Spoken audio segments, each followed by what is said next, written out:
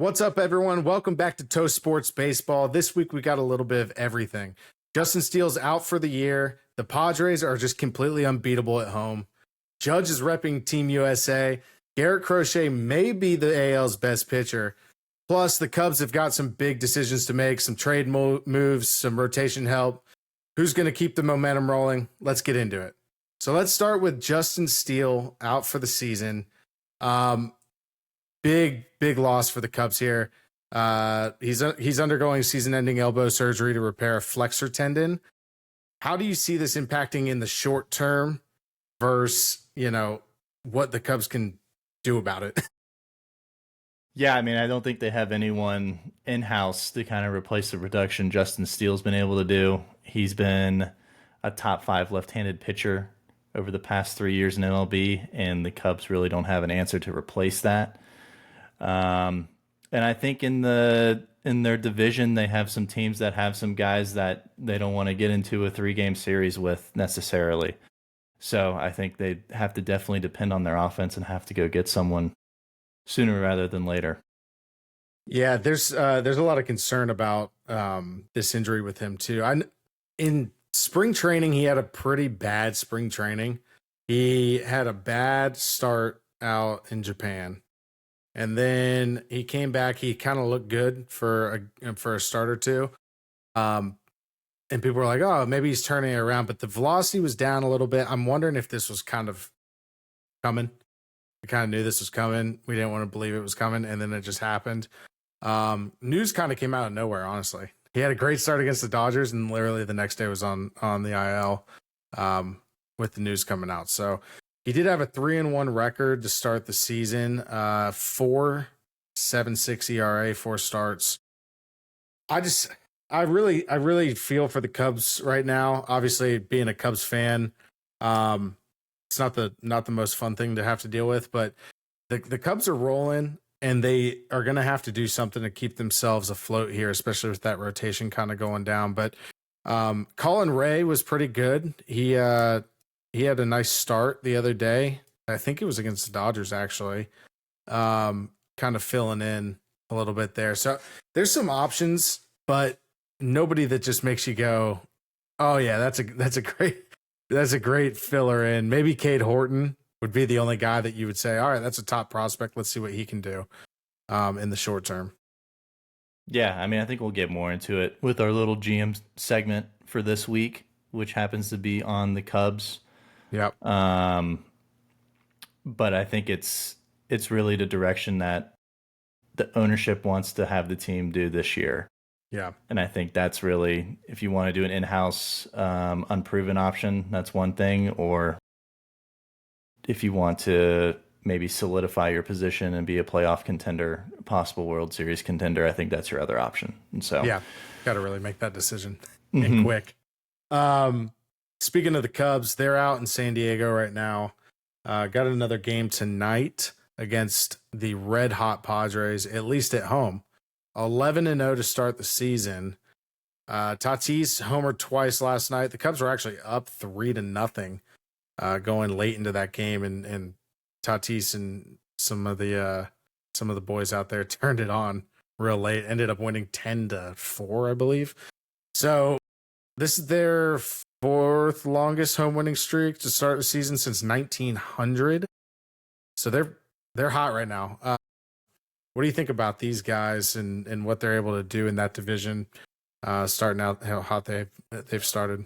Yeah, clearly you don't want to play them at home. I think we've kind of beat it with a dead horse with the Padres. We'll see what happens, but obviously their offense and everyone's clicking. The people they've added, like Nick Pivetta, to their rotation, and their bullpen is clicking, and they're just playing good baseball right now. And we'll see if they can do it. Clearly, they got something at home. If you're an opposing team, I wouldn't drink the water. I'd maybe stay in LA and travel to the park. Yeah. Got to figure out to do something different to break this win streak. But, yeah, you definitely don't want to play them at home right now. Yeah. To put it into perspective, opponents have been outscored by 47 runs to the Padres at home, and they've held a lead 75% of all of the innings that they've played there. So Yeah, you definitely do not want to be playing in San Diego right now if you're any team, especially the Cubs down, your ace. So we'll see what Imanaga can do tonight. That might be kind of a fun matchup tonight, but yeah, man, they're hot, really, really hot. We're gonna switch gears a little bit here. Let's talk about 2026. And what's going on in 2026 is the World Baseball Classic. There's a new head honcho. So Mike Trout was the captain for the World Baseball Classic team the last time around. Now you got a new face. It's going to be Aaron Judge. I love the move. I think he just screams Mr. Captain America out there in New York City. I love it.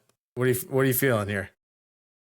I mean, obviously, it's great for baseball. You want Team USA to have all of its American-born studs playing on kind of the biggest global stage for baseball, having it be in Houston as well. My issue with it is the guy's not clutch. When he has a situation in the World Baseball Classic where he needs, is playoff Judge gonna come out? And I just don't. Captain America comes through in those situations. Judge has never proven he can deliver those situations. So, I think it's obviously great for baseball, but we'll see what happens. Yeah, the dude stinks in big moments. Just kind of is what it is. Definitely doesn't help. It's like when he's in the championship game and he's up to bat and they're down by 1 and he has to face Ohtani. Who are you giving the edge to? Yeah, I'm not giving it to Judge in that situation. I mean, hell, Mike Trout couldn't even pull it off against Ohtani. But yeah, I'm with you there. I definitely think that there's some questions around that. But the guy's the face of baseball. He's a perennial MVP. He also mashes when the game's not on the line. So I have a feeling he's still going to probably perform relatively well throughout that entire exhibition. But yeah, I mean, there's some concern there. And I mean, it could also be like one of those like LeBron James situations where he just has a unbelievable supporting cast, which he does. I don't know if you've seen the projected roster for this 2026 USA team, but it's like Gunnar Henderson at short, or maybe Gunner's at third, but Bobby Wood Jr. is on there. Mookie they have playing second. Then you have Judge, Trout. You got Adley behind the dish. Missing an outfielder. But the roster's completely loaded. So I don't know how they should be the favorites. They should win. We'll just see what happens. Yeah, man. I'm excited for it. I believe there's games scheduled in Houston, Miami. They're kind of all over the place, aren't they? Or is it just in Houston this year or that year? I'm not sure on that. I think the championship games in Houston, but it would make sense if it's kind of like FIFA and they have it all around a little bit. Yeah. I'm super excited for that. The last iteration of that was amazing to watch. I love watching baseball on a world scale, and you just get to see some guys come through that you've never heard of in your life, and they come out and they'll be like, yeah, this guy's like a car mechanic on his off days, and he comes through and just smacks like a triple through the gap. It's amazing. Yeah, for like Team Israel. Yeah, it's awesome. Kevin Youkilis is the head coach. Yeah, crazy. So there's a cool little tidbit here that happened this last, I think it was yesterday, actually. This is the first time this has ever happened, which I almost couldn't believe it, but kind of a cool note here. So Paul Skenes and Henry Davis both play for the Pittsburgh Pirates. Henry Davis was the number 1 overall pick. I'm not even going to try and guess the year. I'm going to go ahead and say 2021. That's correct. That's a random fact in my head somewhere.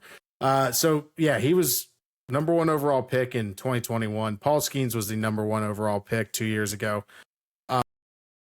First time that a number one overall starting pitcher has pitched to a number one overall starting catcher on the same team ever. So take that for what you will. Kind of a cool note, though. Yeah, it's crazy. You would think that the Twins had someone with Joe Mauer. Yeah. But apparently not. And I'm sure there's other ones that come up. But hopefully this isn't the last year this happens. Henry Davis is currently batting 83. So he can call a game, though. He can call a game according to Skenes, and I'll trust Skenes on that one for sure. So I'm rooting for him. I mean, it's definitely super cool. I mean, never happens like every other sport. Your like number one overall pick is always majority of the time a contributor to your team, and in baseball, it just does not happen like that. Yeah. So. Yeah, it's unlucky in that aspect, but yeah, I mean they had a good run yesterday. 6 innings, allowed 2 runs, 1 was earned, struck out 6. Called a good game. Pirates ended up winning 10-3, so good for them. They really need something, positive out there right now. They've kind of been through it to start the year.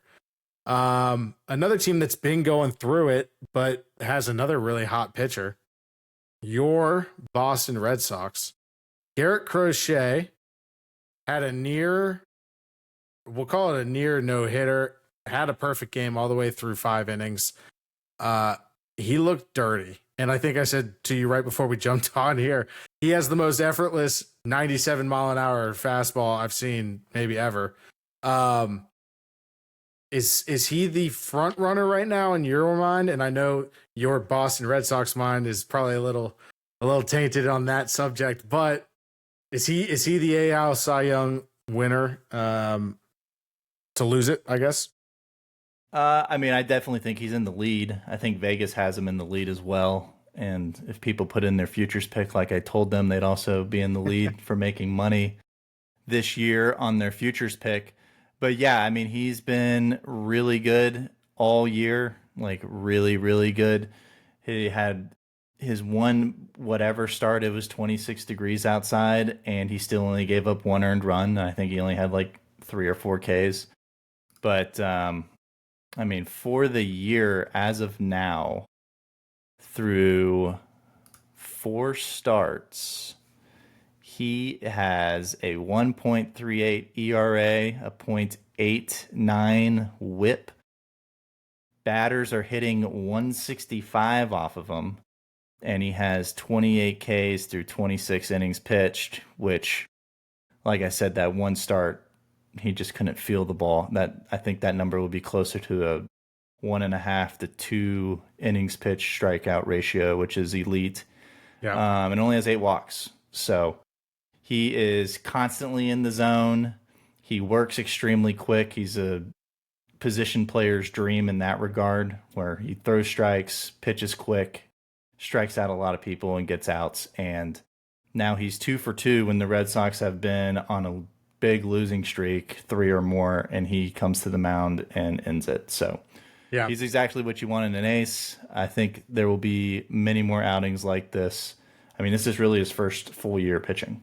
So and he has 0 stress about arbitration, contract, all that's done. He just gets to go out there and throw. And I think that mental clarity is also huge for a pitcher. Yeah, no doubt. I thought it would have been really cool to see him go out there and complete the no-hitter. The perfect game would have been even better, but a no-hitter in his first return back to Chicago, that would have been pretty cool. At least for him. I think overall, though, it didn't really matter. He was still nasty. They did get the win, thankfully. A little bit of tense moments there at the end, as there has been quite a few times this year with Boston, but they'll get it together. Really talented team. There's another really stud pitcher that is about to make his grand entrance into the 2025 season. Spencer Strider returns tomorrow. I believe it's tomorrow, or is it today?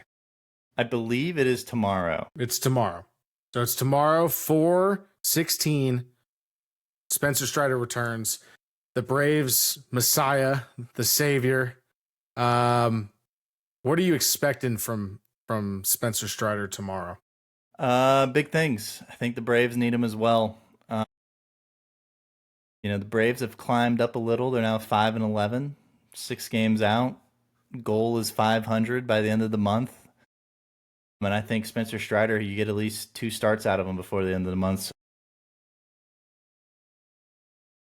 when you have your ace and you can depend on that guy and everyone gets to slot down, it's just so big. And it's just kind of like a team that's kind of have been in first gear for the start of the year. You get something like that. Maybe you jump a couple gears and are able to hit stride a little bit. Pun not intended. So, I think it's huge. And it's obviously good for baseball. You get one of your guys, another ex-face of the game back. Yeah. He's nasty, man. Final rehab start, struck out 13 batters in 5 1/3 innings. I think we looked at it. It was 13 innings. He struck out 27 batters. Absolutely dirty stuff. I feel kind of bad for the double and AAA batters had to get signed up for that duty. And a lot go of against failed him. opportunities. A lot of failed opportunities for the minor guys, but absolutely understandable. But yeah, excited to see one of the best pitchers in baseball come back and get it done. I think he's going to have a nice start tomorrow as well. Braves are starting to look hot again, little bit at a time here. Austin Riley, I know he's been on an absolute tear as well. So Cuna's not far from coming back. Were we that worried about the Braves long term? I don't know, but at least it was a fun couple months to kind of rag on them if you weren't a fan. Yeah, I mean, they just got to hope the Mets start losing. But yeah, it's crazy. The Mets are hot. Yeah. Speaking of some hot teams and where we're at in the standings, let's move over here to our current standings, our thoughts on this, kind of where we're at. We're, call it 3 weeks in, close to 3 weeks in now to our 2025 baseball season. Let's look at the AL East first, because we're, talking Boston here and talking the Yankees, and it's a 3-way tie right now, is it not? Or it is. The Yankees technically have the lead. So the Yankees are up by a half a game, and then every last place Baltimore's 2.5 back. So everyone's 2.5 games from each other. So it's close. Very close. I don't know if it's been as strong as it has been in years past, but it is definitely all above average teams. Yes. So it's kind of anyone's game. And I think, in my opinion, whatever team can kind of get in a groove and kind of build a 5-game cushion, they're going to be in the driver's seat for the rest of the way. So we will see if any of those teams can do it. Well, watch out, because there's a team that we have not talked about on this podcast yet that all of a sudden looks ridiculous, and that's the Tampa Bay Rays. I know that there was a really bad blowout game yesterday, 16-1. They beat the Red Sox. But even outside of that, they've looked really good and really solid. I know their rotations look pretty decent as well. But you got this guy, Cameron Misner, who we'll talk about a little bit more later. He hit 2 home runs yesterday. Although I think everybody hit yesterday. Hit yesterday. They have a top 5 offense statistically for the AL this year, which is surprising. They currently do not have Shane McClanahan, who is supposed to be back, their ace, who will be back at some point this year. Mm-hmm. They are the Rays of old. They took like a year off last year, and they're back. So I think it is interesting because they're obviously not playing in Tropicana, and Steinbrenner Park is a very hitter-friendly park, like any minor league stadium. And it'll be interesting with their pitching-hitting philosophy, how that holds out through 162 games. But, I mean, they haven't been fun to play in 20 years. So I think the island of misfits. Yeah, I think they'll be right in the middle of it, and they always find a way to like win the trade deadline. They always get a guy that someone doesn't want, and then they're able to reshape him, and he's a stud in Tampa. So, um, yeah, I would not count them out. They're 8-5 at home right now. They've only played 3 road games, so that'll be interesting when they have to go on the road a little bit more. But plus 18 run differential, obviously it helps when you win 16-1 yesterday. So really they were plus 2 on Sunday. Yeah. Yeah, I like I said, I think the AL East, I think every single time there's an AL East matchup, it's always going to be a dogfight. I don't know if one team as of now is that far ahead of anyone else, but that could all change at the deadline also.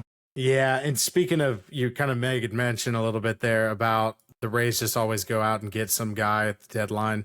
I mean, they've turned Christopher Morel to start the season into a 300 hitter with an OBP of 385. The guy couldn't get on base if his life depended on it at the end of his Cubs career there. So they have some sort of mojo down there, and they just always figure it out. So yeah, I mean, I would not count the Rays out of any discussions about the AL East at any point until we really see them, flounder. But speaking of AL, we still have the Central. That one's starting to heat up a little bit. Some really, really good teams in that division. I know we talked, I think it was on our first episode, about that might be one of the better divisions in baseball. A little bit of a slow start to get going here, but Detroit Tigers look every bit as what we thought they might look at, but maybe a little bit better in certain aspects. I know their hitting has surprised me. Yeah, I mean, I think they're good. I think from the Central standpoint, I think it's going to be a 3-legged race between the Royals, Guardians, and Tigers, or Indians and Tigers. There's only one team with a plus run differential right now, and that's the Detroit Tigers. They're currently 8-2 in their last 10 games. They definitely are the hottest team out of there. But I think it'll be between those three. I don't know if those three separate each other either. That's kind of the story of the AL this year. There's not like a Dodgers, out there, or even some of the NL East teams that probably have better constructed rosters at the moment. But yeah, I mean, I think like the Tigers are 5-1 at home, so they're 5-5 away. It's kind of like unless you're the Red Sox, you win at home currently right now when it's cold. Yeah. And even the White Sox are doing it. It's crazy. Crazy. But yeah, I mean, I don't think the Twins are making any comeback. I think they're going to be very disappointing. And then obviously I think the White Sox are the worst team in baseball. Yeah. We will see how that all unfolds.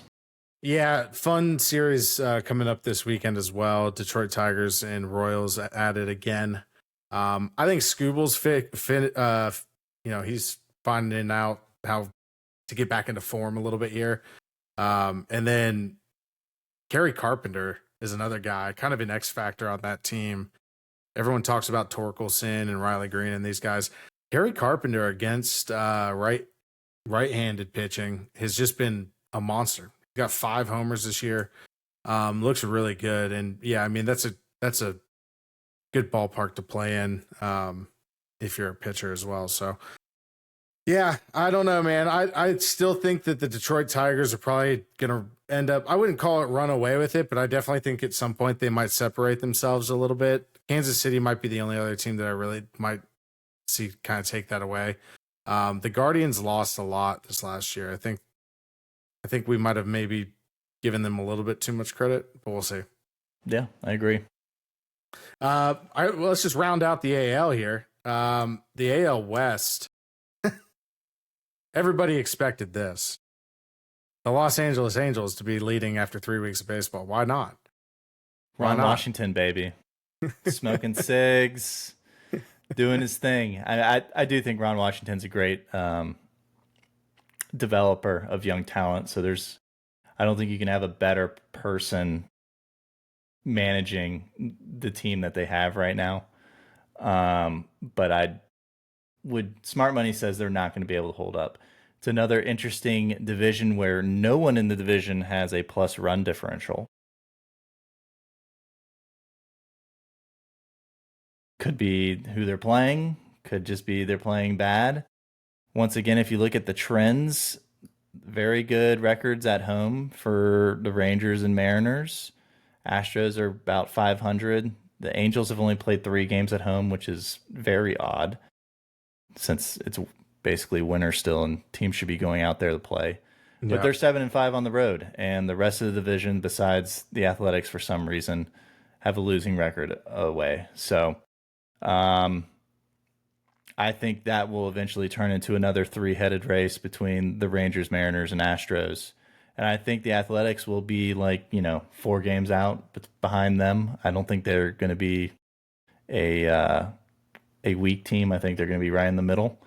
And we'll see what the Angels do. I mean, the Angels could be right on that level with the Athletics. They're obviously a big they got money, so if they're in it, I mean, they could easily go make a couple moves, even though their farm system's pretty depleted. But they could take on salary, and that's always a good way to gain a prospect, and plus a aging bat or someone they can try to do father time on, reverse father time on. So it'll be good. I mean, I think the American League, besides, I mean, if you don't include the Angels, since they're 9-6, besides the Twins and White Sox, I think it's all very competitive every time they play. Feels a little wide open for sure. Mm-hmm. The thing about the Angels that's compelling is that they're hitting the ball well. You kind of start looking at their lineup, you're like, yeah, maybe it's not void of talent. I know that they're definitely talented, but you got Logan O'Hoppe, you got Jorge Soler, who has already, I think, hit 4 homers this year. Mike Trout's right there with 6 homers. Taylor Ward has 5 homers. They're hitting the ball, and they're putting it out of the park. So that's keeping them in ball games, and it's winning them ball games right now. The biggest concern is going to come when you look at that pitching staff. It's just not going to get the job done. Jose Soriano is likely your best pitcher.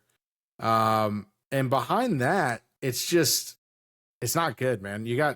If you're relying on guys like Tyler Anderson, Kikuchi, who's not been good last couple years. I think he had a decent year last year, but has not been great lately. And Kikonchowitz, I don't even know how to say this guy's last name. I know he's not been that great. He's allowed 10 earned runs in 15 innings. And Kyle Hendricks is, kind of rounding out that pitching staff right now. I'm the biggest Kyle Hendricks fan in the world. Obviously a big Cubs guy, but his time is dwindling quickly in this league, and I just don't see him being able to hold up over, the course of the season for them. Yeah, I mean, quick notes on the Angels to add. The Angels are 3rd in baseball with home runs hit. Their on base is 20th, but I mean, the Dodgers is 17th. So if you can hit the long ball, it keeps you in. We'll just see how long they can do that. Only the Dodgers and Yankees have more home runs. So yeah, we will see what happens. But you look at someone like with relying on the home run. The A's have 22, which would put them 5th, and they are 4th in that division. Yeah, it's you need more data before you can really start zeroing in on these teams. The park matters there, though. We have to make that note. The park matters. The ball is just flying out of the ball or out of the park in Sacramento. The thing you're right about the Angels, they actually do. They have legit power. They've been putting it on display away from home, 7-5 away from home, and like you said, only 3 games at home. But they've allowed 78 earned runs, allowed runs. It's just not going to get it done. You're first in the division. You have a -3 differential in run differential. Not going to hold up. But we could also say the same thing about the guys that are trailing them. Texas Rangers are right there at 9-7. They have a -19 differential in runs scored. So one team's getting it done on the offensive side of the ball. One's just not. And that's the difference right now. But I definitely see that being a really intriguing division moving on. Mm-hmm. I still have the Astros most likely coming out of that at 1 or 2. And I don't see them sticking around 500 ball for long. Yeah, I do think the Astros need to make a move. I think their lineup's not as deep. I think all these pieces that have been moving away, who are producing on other teams now, is like it's finally showing up. And it's the automatic 90+ win Astros, I don't think is a thing of, I think it's a thing of the past unless they do make a move. So, but maybe 88 wins can get it done. I think there's still some guys, though, that are going to get hot there. Yanier Diaz is still not playing well. Jordan's been all right. I think you still get some of those guys in the middle heating up. Isaac Paredes is probably going to still hit about 20+ bombs over the Crawford boxes there. They've got some pop. They need a little bit more consistency in that lineup. I agree, though. I think they need to make a move as well. They lost a lot. Let's move on to the NL here. Let's start with the NL West, actually. So let's talk about the NL West real quick. We kind of already covered the Padres in the beginning of this segment. But I mean, they're 14-3. 2 of the losses have come to the Cubs, who they're playing right now. They've been on fire. 11-0 at home. The rest of that division is also on fire, except for the Colorado Rockies. Yeah, it's probably the best division in baseball. I think the biggest surprise to me is the Giants.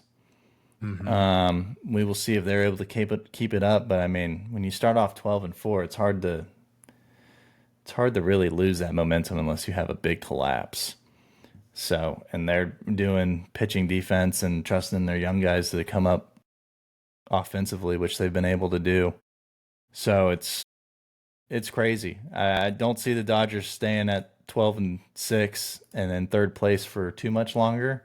Yeah, I think by the end of this month they'll be a little reshaped. But if you're any of those 4 teams and you're 3 games back of the Dodgers come the end of May, you got to feel really good, and I think you got to be buyers at the deadline to try to bolster your team.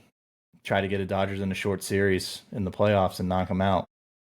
Yeah, the impressive thing you kind of mentioned about the Giants, right? That not only are they getting it done at home, they're 4-2 at home. They're 8-2 on the road. They took the Yankees to town, beat Fat Rodon. Fat bald Rodon.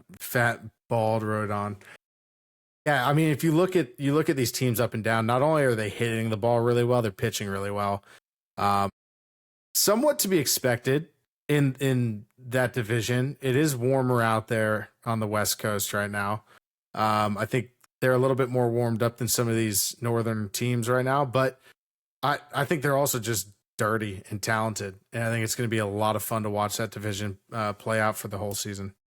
Well, it would be interesting to see because you're going to have better offensive numbers in warmer weather. So yeah, if you've been playing out west, there's probably a reason why your offense is better than, say, someone like the Red Sox who've had to play in Boston and then Chicago, and I guess they had the Rangers opening day, but I mean, most of their team in Baltimore, so most of their games have been pretty cold, and the ones in Boston have been winter. And then you take these teams out west that are kind of playing each other right now, and they get to play in nice baseball weather. So I think that could have a little inflation on their offensive numbers, but to say the least, they're still doing things to win games. I mean, the Giants the Giants are 6th in home runs right now in all of baseball.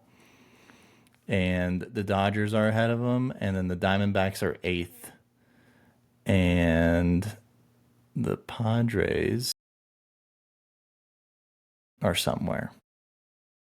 Padres are 15th, so they're not really in that same realm. But you have 3 of the NL West teams in the top 8 hitting home runs. Yeah. So ball's moving. Yeah. What we're not going to do is excuse that Boston Red Sox, White Sox matchup. I like how you tried to throw that one in there, though. I respect it.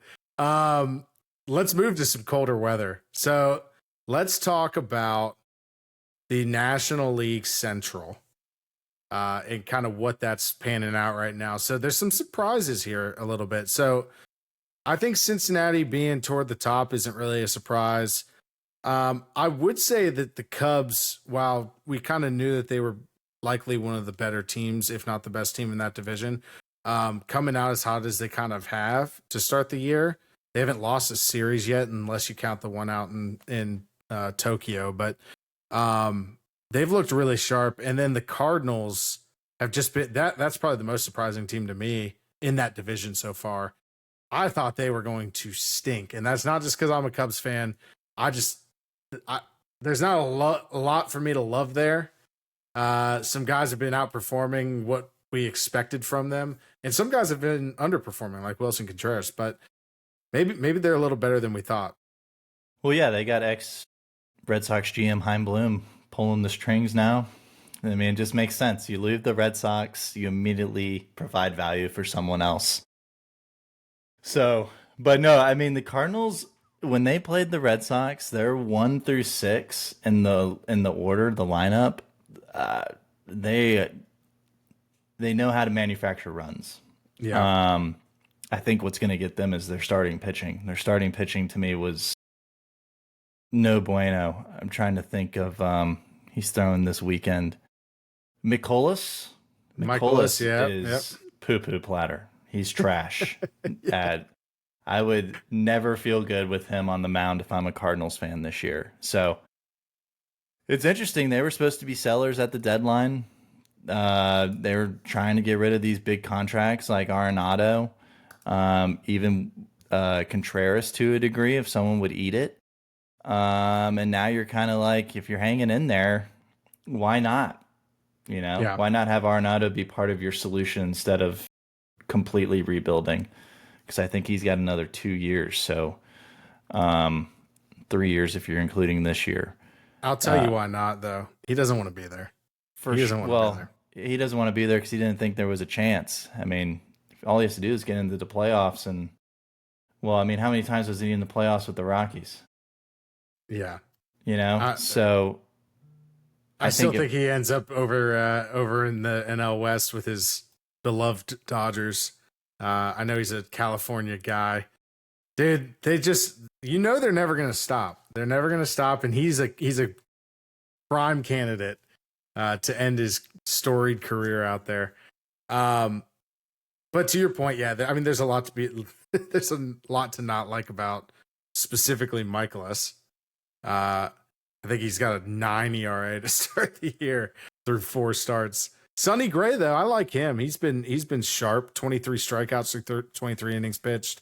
He's been sharp there for a while now. It's a shame he's 35. Yes. So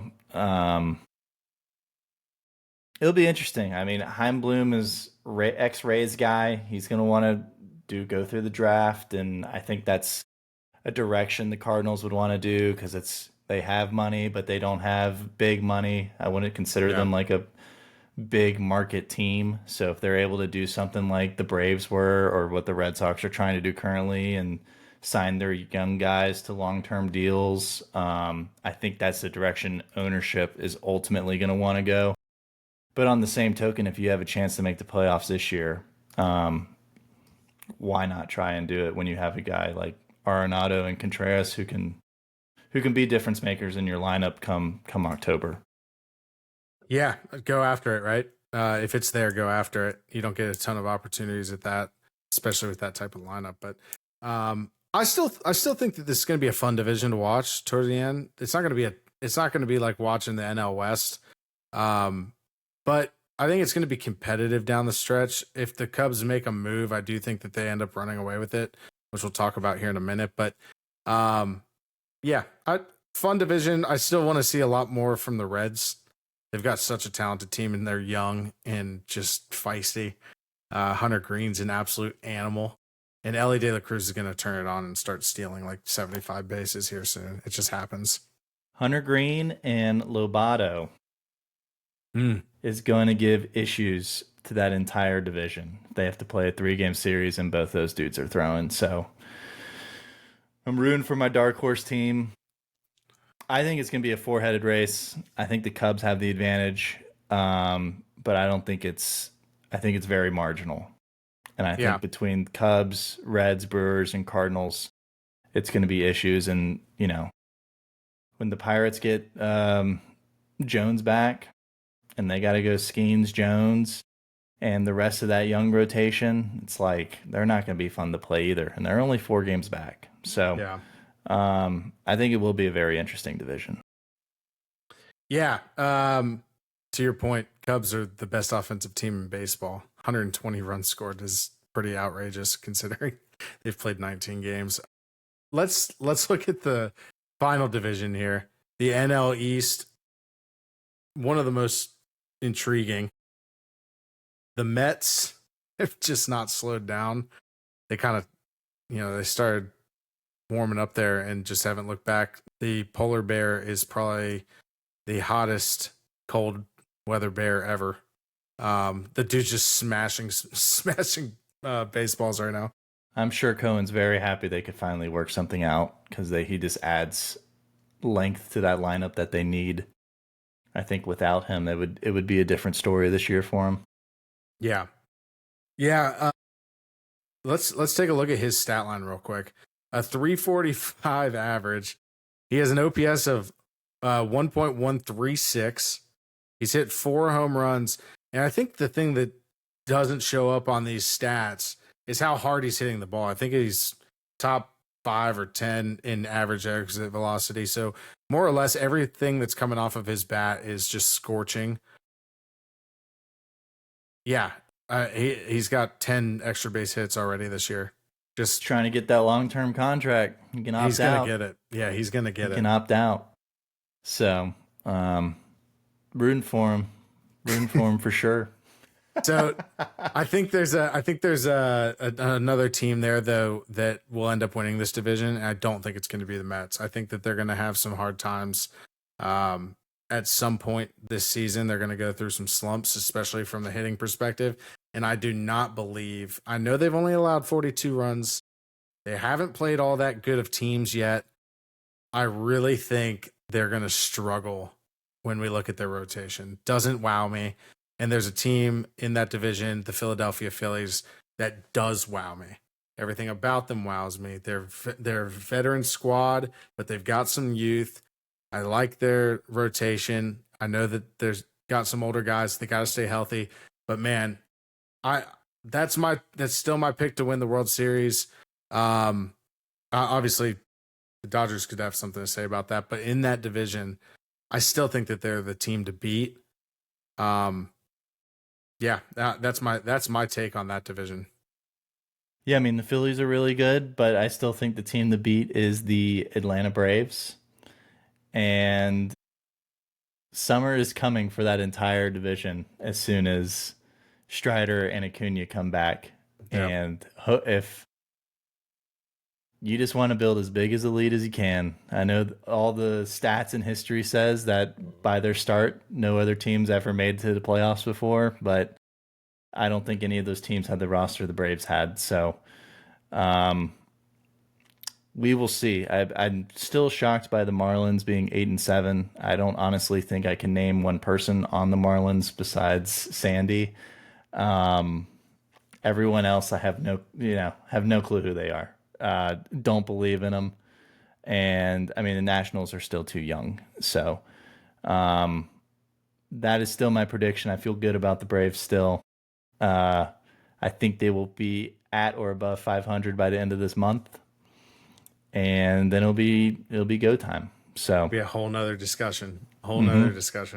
Yeah, I think there's going to be some guys on the Marlins that you're going to end up knowing about. It's just a matter of time. I agree. I don't believe in them to keep this up though.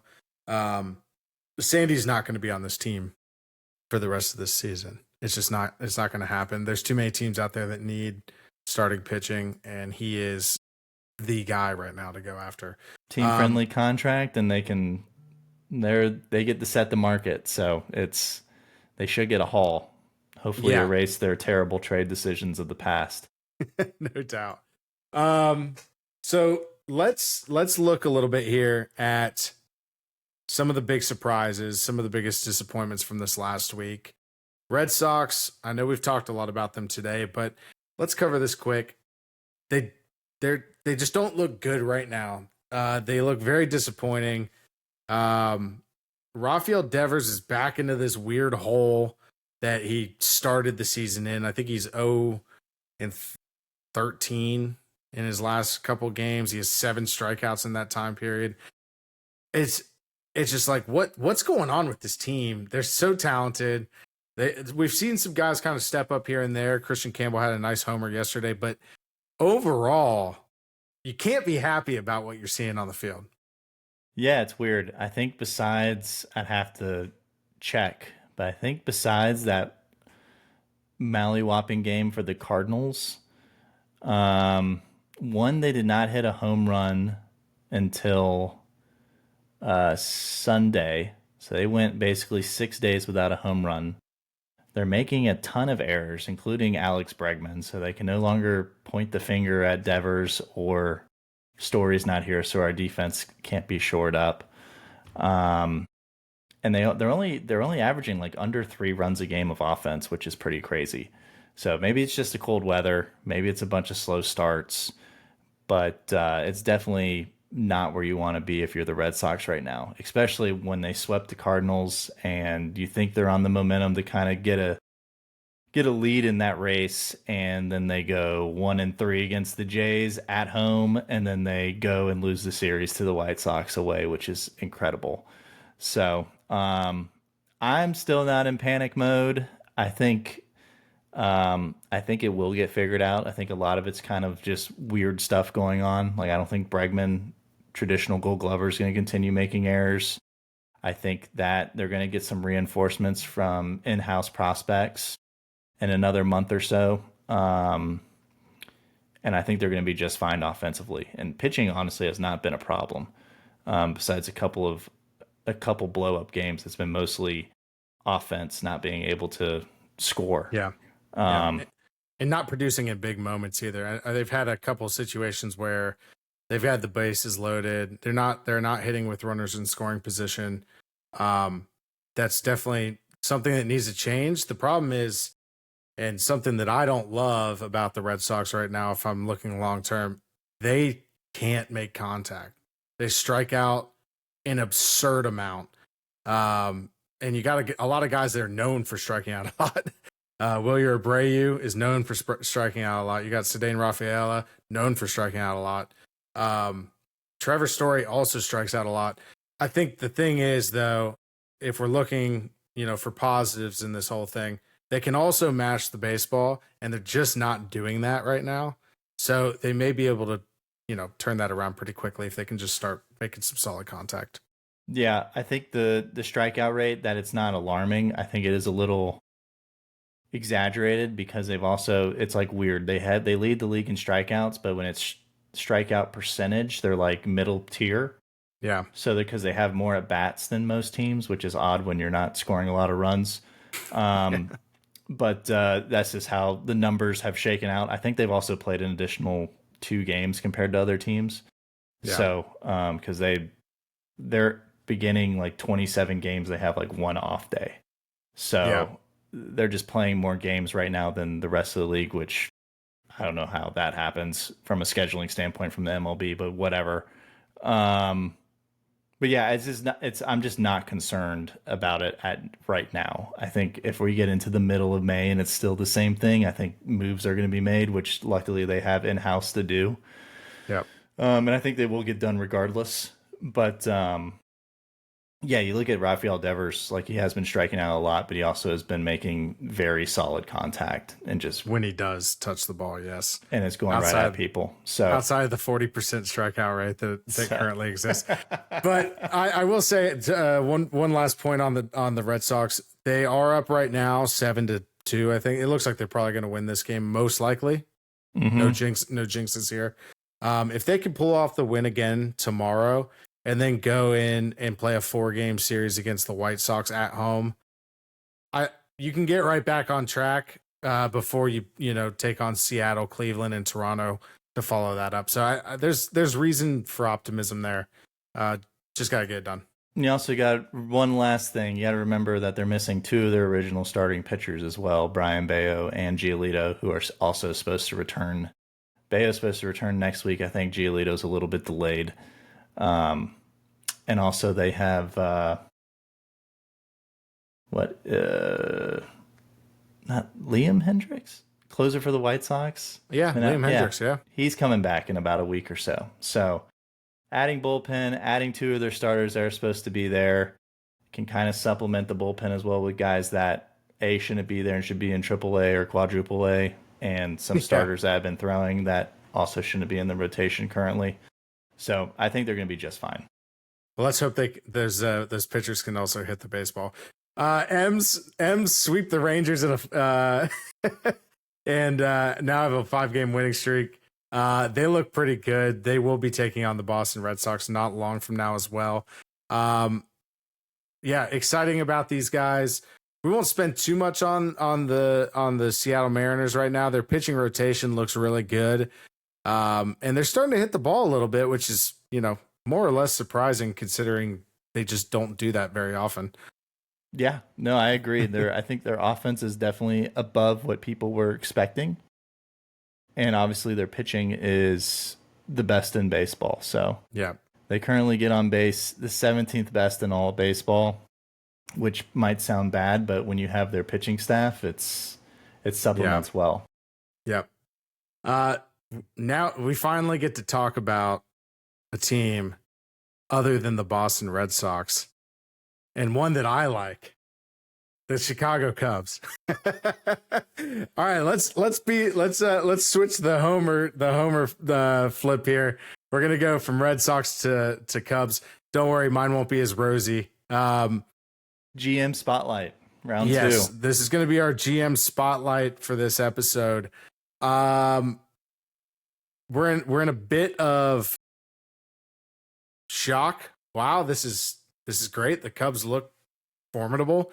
Their offense has scored 120 runs. It's a lot of fun to watch right now.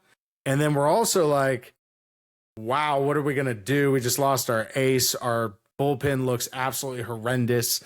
There's so many emotions at the beginning of the season for Cubs fans. I think where we have to start with this conversation, though, the front office has to answer quickly to the loss of Justin Steele. And there's two reasons for that. One, because they are in the front place or first place of that division right now. They are the leaders of that division, I think, going forward, and they need to supplant themselves as such. But I think the other piece of this is the front office also needs to show, hey, look, we know we screwed up by not investing more into this rotation, which they had opportunities to left and right during the offseason, and they didn't do it. And then your ace goes down. And right now they look like the biggest bunch of idiots for not investing more into this rotation. And then on top of that, your bullpen now looks like hot garbage as well. So you didn't invest a lot into that either. And the guys you did invest in just don't look good and haven't been that great previously. So there's reason to be optimistic, but right now they have to address the Steele injury, and they have to address it quickly. Yeah, I mean, obviously Sandy's should be their number one target. And as kind of previously stated over and over throughout their past couple weeks, is that the Marlins are going to be smart and wait till the deadline and wait till his price is the absolute highest. Yep. I think that who I would try to target is Pablo Lopez and kind of see what that Twins team does. The entire organization's in debt. They have several contracts that they need to get rid of. They have contracts that maybe the Cubs could also eat. And I mean, if you have to eat Carlos Carrera's contract and get Pablo Lopez out of it, I mean, I think that's a good job eating, because I think Carlos Carrera could obviously help the Cubs somewhere. And then obviously that would kind of help the Twins go into a complete rebuild, which I think is in their immediate future. But I think from a Cubs standpoint, if you're trying to get Kyle Tucker to re-sign, the best, and you have a contract in place, which supposedly they do, the best way to tip him over to have him sign that contract is to go out and prove that you're in championship mode and that you're okay. We lost our ace. We're going to go get an ace and plus another guy. And by the way, here's your 400 million. Let's get this done because we're here to be a championship contender in the NL. And I think this is really going to be the Cubs ownership proving that they are serious. Yeah. Because if they're not and they don't go get an ace to supplement their roster, then why, if you're Kyle Tucker, are you going to re-sign with them when you know that on the open market you should be able to get what Vlad Jr. gets because you provide more value than him and arguably a better hitter. So that's kind of what I see with the Cubs, and it'll be completely up to their ownership to get it done. I think it's hand in hand. If you get an ace, you're going to be able to re-sign Kyle Tucker. If you go out and try to put a Band-Aid on it, you're not going to re-sign Kyle Tucker. He's going to go into free agency. Yeah, Kyle Tucker has to be re-signed. It would be absolutely detrimental to the organization if he was not. You just gave up one of your top, if not arguably your best potential draft from previous year, Cam Smith. And Tucker has absolutely looked the part. Everything that he was supposed to be, he has been so far this season.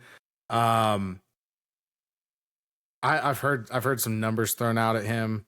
I don't know if it's all about the money right now because he's going to get paid regardless. And I think you're 100% right. You need to make a move that proves that you are serious about winning. And I'll be completely honest, I don't see it happening. I don't see it happening. They've proven to me time and time again that they don't value winning more than they value the money and everything else that comes with the Cubs organization. They don't spend like an elite team. They nickel and dime every single one of their fans. They actually increased, I think we've talked about this, they increased their bleacher tickets 7% in cost this year and had the audacity to do that after only spending 39% of their revenue from the previous year. It's atrocious, and they just don't care.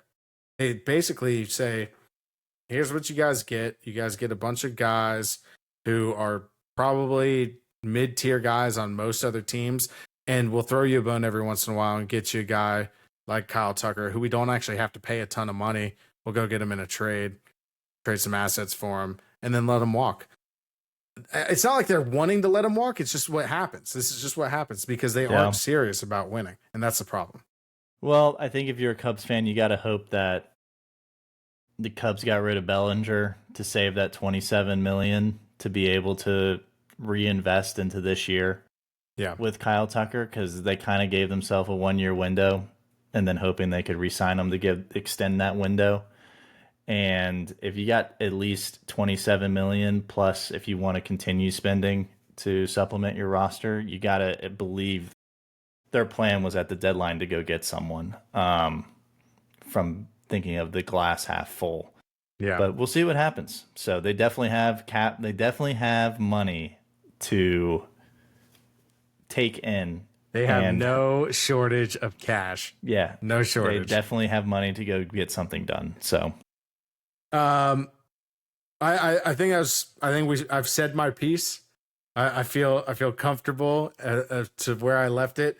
I know what they need to do. They know what they need to do. Go out and do it. Make your team formidable and win this division. I don't want to call it easy because it's not easy. It's still professional baseball and there's a lot of good teams out there, but it's easy in this division to go out and make yourself at least one of the top, if not the top option in that league or in that division. So go out and do it.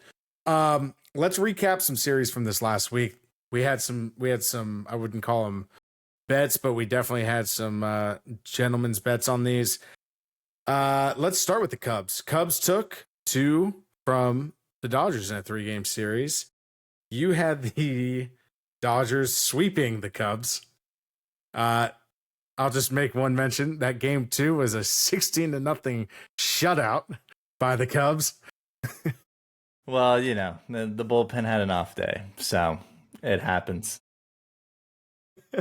It was actually really fun. It was a really fun series. If you were a Cubs fan, Dodgers coming off of kind of a lackluster effort against the Nationals, showed up a little lackluster against the Cubs as well. Obviously, I'm not concerned about them, but that was the 2-1. I had Cubs winning, so that one did go towards me. The next one that we had was the Angels and Astros. You had the Astros winning 2-1. I had the Astros in a sweep. The Astros did get it done. They did get it done. They actually did win 2-1, I believe. They did win two. They won 2 out of 3. Yep. So we're gonna call that a tie, but it's really not because you actually got the right amount of games there. So we'll have to figure out how we score that one. But either way, the Astros did get that done, and they looked pretty. They looked pretty good doing it too. Wesneski actually in that game 3, he's somewhat impressive. Which he wasn't for the Cubs. So that's also another Cubs tidbit there. The guy's starting to look dirty. Giants versus Yankees. Fat Rodon. Fat, bald Rodon. Blew it. I think he was in the 6th or 7th, and the Giants tagged it on him. It was hilarious. So, very happy about that one. Yeah. Stroman got killed. He did. He stinks. He stinks right now. I don't have much to say about Cubs, Stroman. He's not great. I'm sending potato chips and a copier machine. Go get him having back. The Yankees pay for the rest of that contract, and I bet Stroman is a completely different guy. Stroman is a spiteful person. Yeah, he doesn't want to be in New York anyway. It's pretty obvious. So, but yes, the Giants did take 2-1. I had Yankees taking 2 out of 3. That was your win. That was your win for the week right there. Mm-hmm. Our last matchup from last week was the Rangers versus Mariners. Great sweep. It was great though. It was fun. I don't know if you watched any of it. Really good pitching as we expected. They were all low scoring games. Sweep. M's look very good. They look very good. Their bats did heat up in the right moments in that series, which was fun to watch.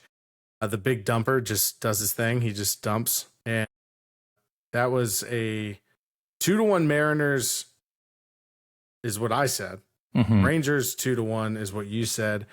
So this week we do have a champion, and it was me. That's right. It was me. Quick note on the M's. I think this is what makes them so dangerous in a short series, is that they threw Miller, Wu, Gilbert at you, and it's tough. Yeah. And all 3 of them showed up. So, and I mean, Rangers had DeGrom and Eovaldi and 2 of those. So I think that's just it's why people think the Mariners are such a dark horse, because they can do that to you. Talk about a team that needs to go supplement the offense. It's like all they need is a guy or 2, and they could definitely give the Dodgers issues if they had to play them in a 7-game series with the starting pitching they have and their bullpen. Go get me a Pete Alonso on that squad, and let's see what happens. That would be awesome. But yes, I agree. You do not want to see the Mariners in October. It's just not. It's not a team that you want to see. Their pitching staff is absolutely elite, and I think that their offense can get it done, as we saw this last weekend. Fantasy baseball. 2 people in this room leading the fantasy baseball league, 10-3, along with someone else. So 3-way tie for first right now. Pretty sweet. A lot of ridiculous trades going around is what I've been told. The commissioner has ears on the ground at all times. Heard some gripes over some trade proposals. Don't want to mention any names. Let's just say I've seen worse, but not much. I've seen worse, but not much. Yeah, no, I did. Yeah, we've got both of us are sitting in first place right now. It was a great long fantasy start.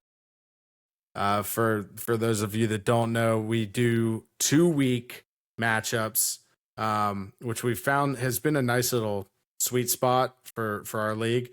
However, because we had that early start with the Tokyo games and everything else, this was kind of more of an elongated 3-week matchup.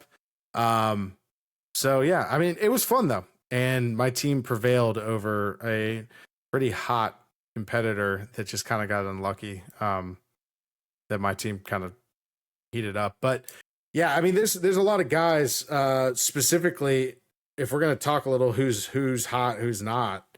I'll start off with a guy on my team that is just scorching hot. Might be one of the best hitters in baseball over the last couple weeks here. Young-Hoo Lee. 3 homers, 8 RBIs. He has a 1.531 OPS over his last 5 games. Yeah, is he in like 360 as well? 360, yes. 380.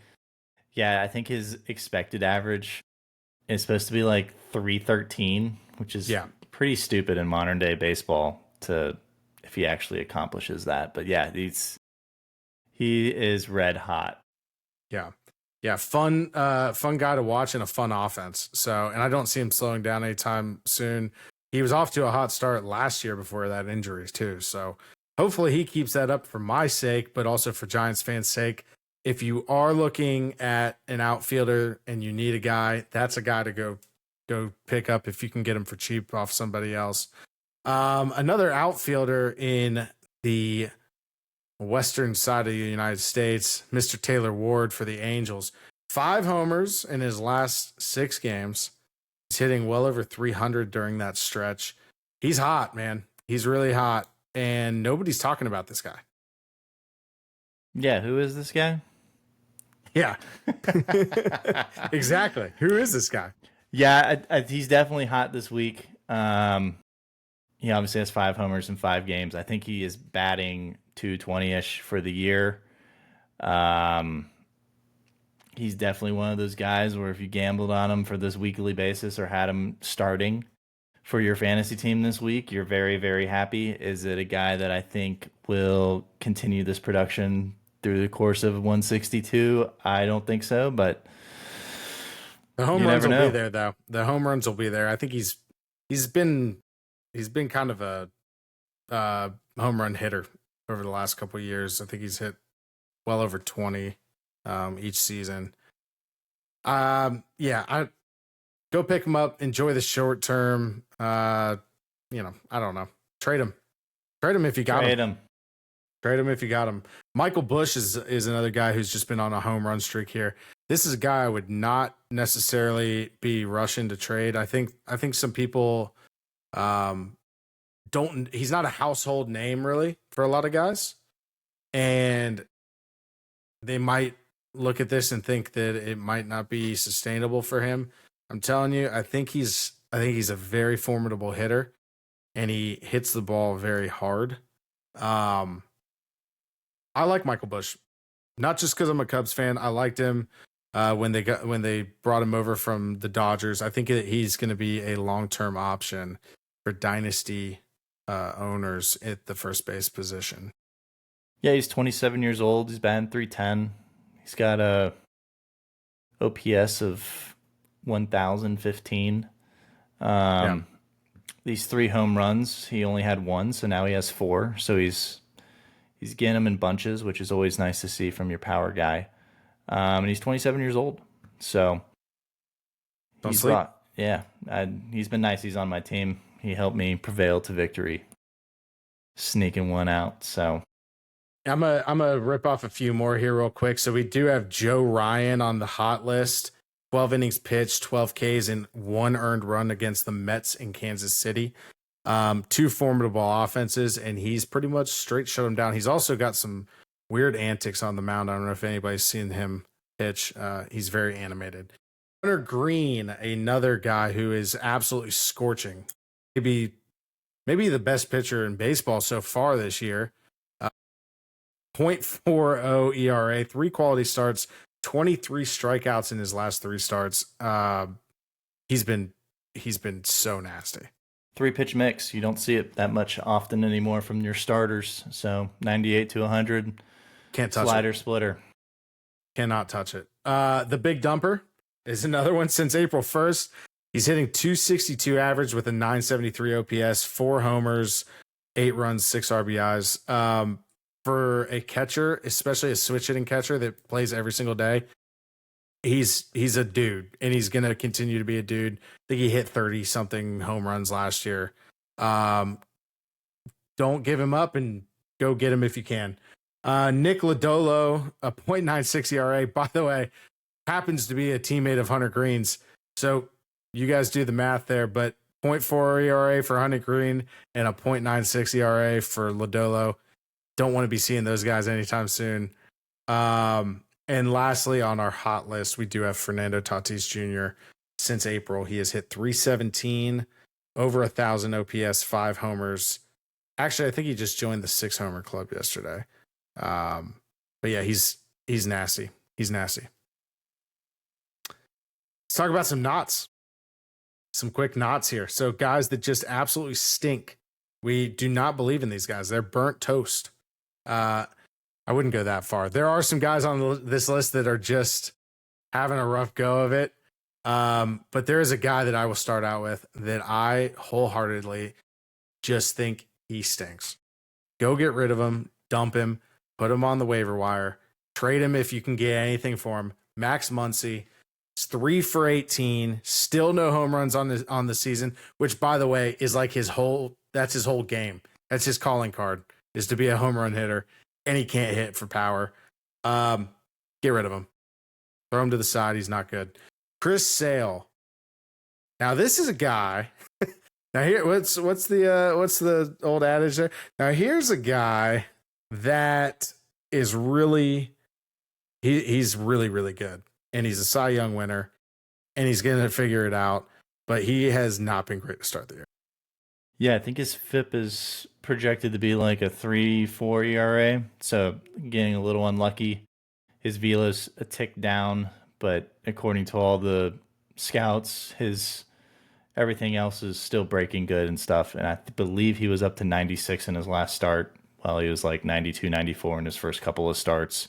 So he might just have a case of, again, a little extended spring training. Yeah, I would not drop him. I would still have faith in him. But he is also battling father time. So we shall see. But yeah. I think his advanced stats are much more favorable than his current stats at the moment. He'll turn it around. I think it's Chris Sale. In my mind, he's going to turn it around. And I think that some of those unlucky stats will turn his way, as it does for the Atlanta Braves somehow. Gunnar Henderson is our third and final not hot guy. A 206 average with a 523 OPS. Here's another guy that has not hit any home runs this year. But this one's way more surprising to me than Max Muncy. Max Muncy's been falling off for quite some time now. Gunnar Henderson is a youthful, just MVP caliber type player that is just not playing like it. Yeah, he had that weird injury to start the year, which got him delayed. Something with like his chest or rib. You got to wonder if that's affecting him a little bit. What I would assume is that he just is getting his spring training right now. Yeah. So I think he'll be fine, but he's definitely off to a very slow start. Yeah, wait it out. Put him on your bench for a few games. Let him go off and put him right back in the lineup. There are a few more guys out here. We could have put them in the who's hot because they are, but these are guys that they are not rostered very highly. So go out, check your waiver wires, go see if these guys are available, because if they are, you're really going to want to pick them up. Zach McKinstry, he can play third base, shortstop, and outfield. He's hitting for 275 average and a 766 OPS. He's only 65% rostered. You got to go get the multi-positional guys. They can absolutely win you weeks, games, however you want to look at it. Great guy to have on the bench. Can fill in spots when people are on an off day. For sure. or if someone's cold, you fill them in. So it's great versatility. The rest of his numbers aren't. You wouldn't be greatly impressed, but he's going to hit for average. He's going to get you a couple runs here and there, a couple RBIs. I think he has 1 or 2 home runs this year. But I think his versatility is worth definitely looking into if he's available. Great guy to throw in on a Thursday when the rest of your roster is just sitting out. Mm-hmm. Definitely a guy to have on the bench. Cameron Kisner, this is a guy to maybe just put in your lineup every day right now because guy's scorching hot. He's only 39% owned on Fantrax. He had a 2 home run day yesterday against the Red Sox. Granted, everybody hit yesterday, but outside of that, he has a 400 average on the year with a 1.9 OPS this season. He's hot. He's hitting well.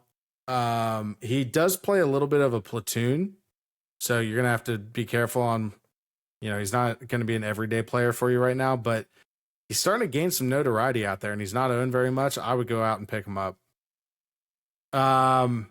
Speaking of guys that are not owned very much, this was a Cubs player, by the way. This is the Marlins guy that you're going to know. This guy might be a household name at some point. He was very highly touted with the Cubs. Matt Mervis.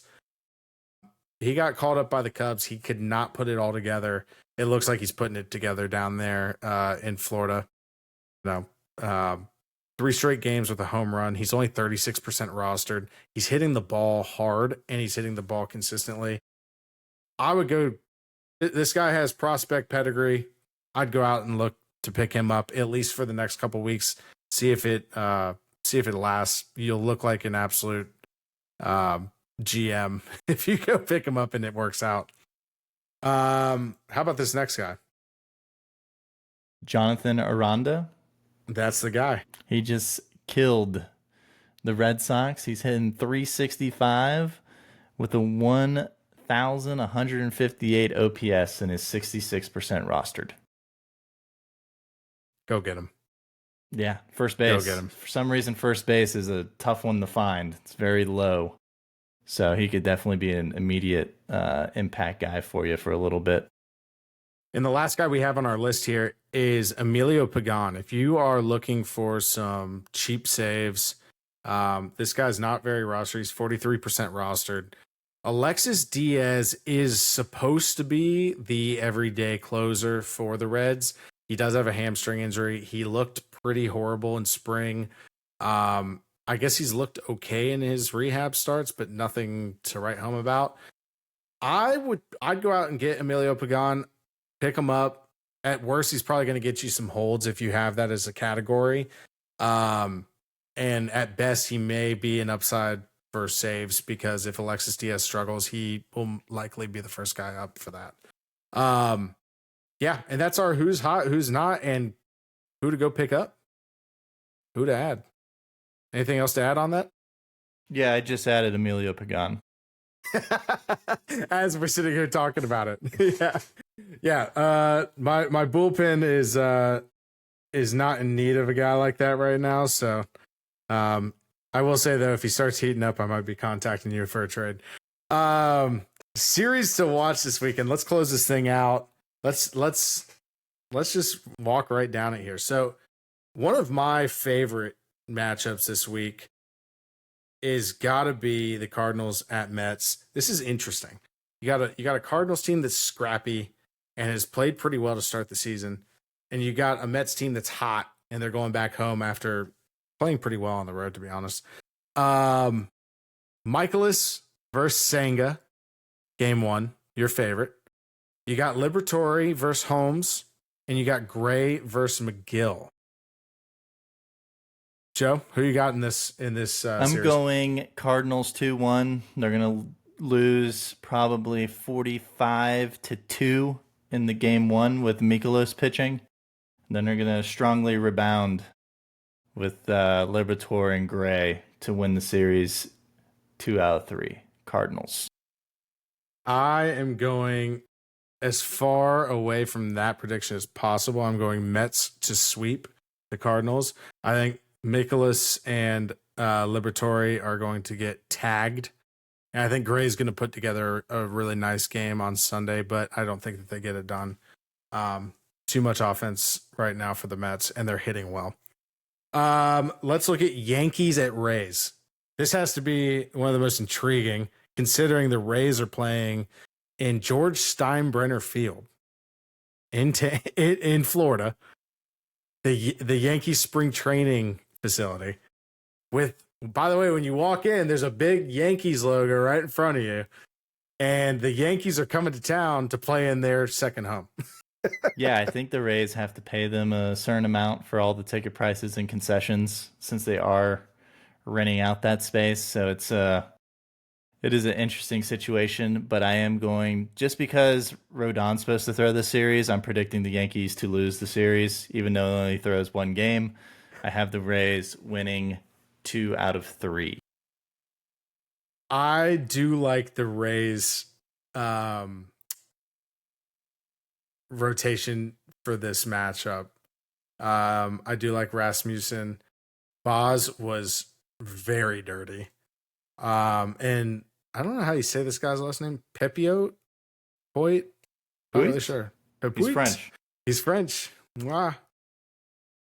I actually do. I think I'm going to go here, though. Yankees 2-1. I'm going to go Yankees 2-1. I think Fried gets it done.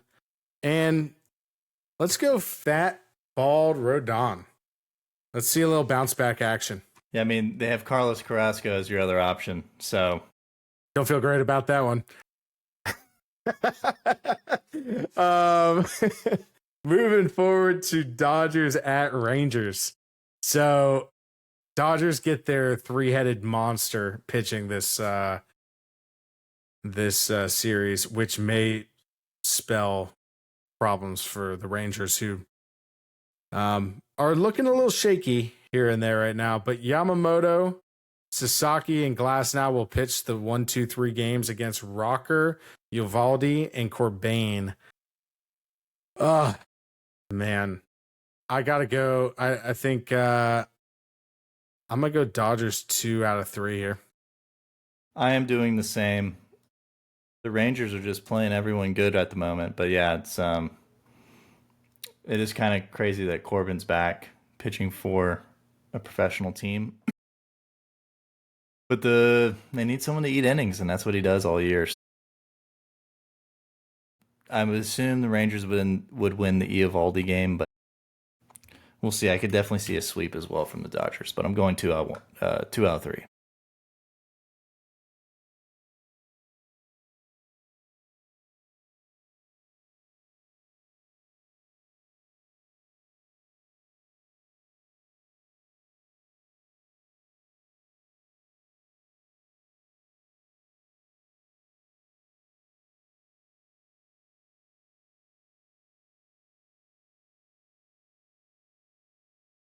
Two old St. Louis Cardinals guys there. I think that's just going to be a grind at last game on Sunday. Yeah, I think it's a really great matchup. And I'm kind of going with the Cardinals approach, where I probably think the Mets are probably the better team right now, and same with Detroit, but I'm going to say the non-hotter team is going to win, maybe gets them on track. So I'm going Royals 2 out of 3. I am going to go Detroit 2 out of 3. I got Skubal and Flaherty getting it done. But I think Reagan's is just too much. That guy's an absolute monster right now. He's had double-digit strikeouts in 3 straight games. And I like Casey Mize, former top pick. And he's looked pretty good. He had a great spring training, but I think Reagan's is too much for him and gets it done, man. I'm excited to recap these, though. I think this is going to be a great weekend of baseball. It's going to be a great week of baseball. Looking forward to it, and looking forward to hopefully continuing the first place fantasy outlook here for both of our teams. Since we're not playing each other, we can root for that. Everybody, thanks for tuning in. This has been awesome. Tune in next week. We will be back on Wednesday and recapping all of these horrible picks that we just had. And last but not least, stay toasty.